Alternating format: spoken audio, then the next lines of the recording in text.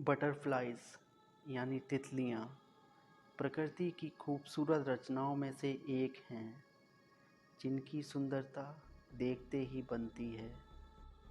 और वहीं तितलियाँ प्रकृति से मिली खूबसूरती के बदले अपना संपूर्ण जीवन प्रकृति को और भी सुंदर बनाने में लगा देती हैं।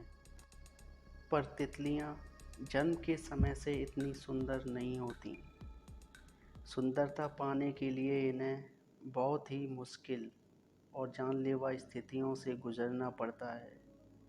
तो चलिए जानते हैं लाइफ स्पैन ऑफ बटरफ्लाइज।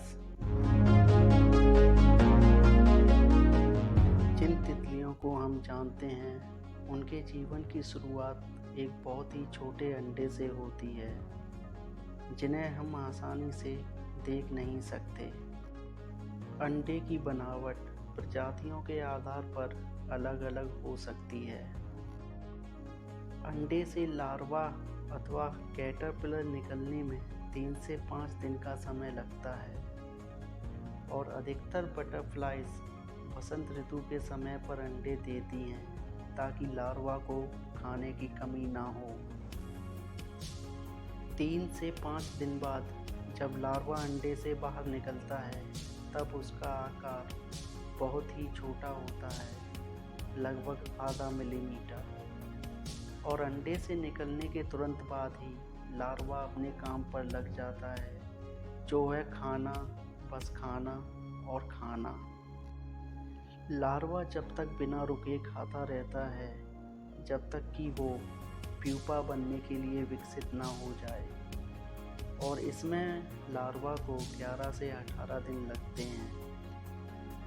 और इस दौरान लार्वा यानी कैटरपिलर अपनी स्किन को 4 से 5 बार बदलता है, क्योंकि चावल के दाने से भी छोटा कैटरपिलर अपने वजन से 200 से 250 गुना वजन का खाना खा लेता है और अपने शुरुआती आकार से 50 गुना तक बड़ा हो जाता है।